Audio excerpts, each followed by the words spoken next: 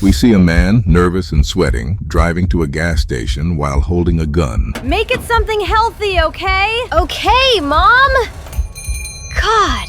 At the same time, a mother instructs her daughter to grab some healthy snacks. And as she walks into the gas station, we see Bruce Banner reading a magazine. What are you looking at? Excuse me. Bruce puts the magazine down as the girl calls him creepy, but that's when we see that he was reading about the Hulk and his apparent sighting somewhere. Hey, which pump? The man tries to repeat himself after getting no answer, but when he looks at him, he notices the man putting on a mask and pointing a gun at him. So the robber begins to scream, instructing him to open the register, but that's when the man with fear in his eyes and a trembling voice gets startled by the sound, so he kills the girl. Bruce notices her and instantly gets angry, beginning to turn into the Hulk, but once again, before he can even finish his sentence, the cashier begins to beg for his life, telling the robber that he didn't press the alarm button, but the man shoots him, empties the cash register, and begins to run as the girl's mother sees everything and runs into the gas station, seeing her daughter and Bruce Banner dead. The detectives arrive and identify everyone except Bruce as they realize he has no ID. They also realize that they really have no idea who did this, since the security footage is blurry and there are no real witnesses besides the mother. But that's when we see the hospital with all of the victims lying in one room as an arm begins to turn green, and that's when we see the Immortal Hulk coming to life. I didn't want to do it.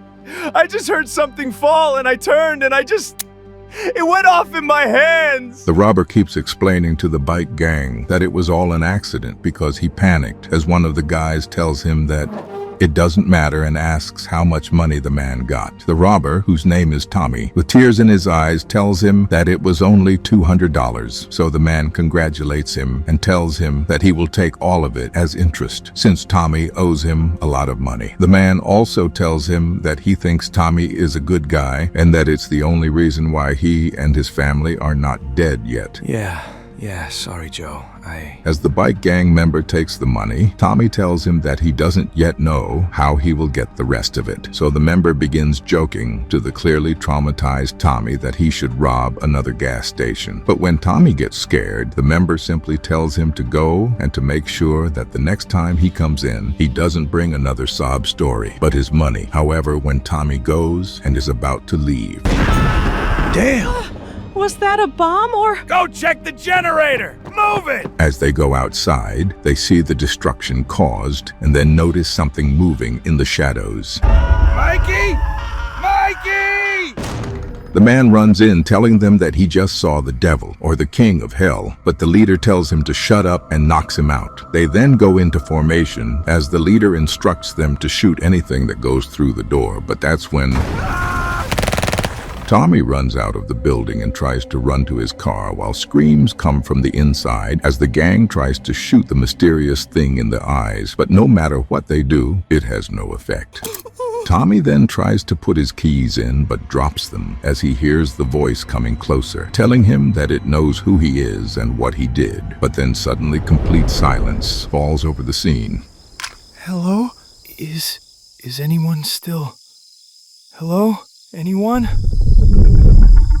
Sandra Ann Brockhurst, that was her name. She was 12. The man begins telling Hulk that he didn't want to do it, but Hulk asks him how it felt to hold a gun on someone and to shoot them, how it felt to have that kind of power in his hands, and Have you thought how it felt having all that power in your hands? Wondering what you could do if you let your power loose?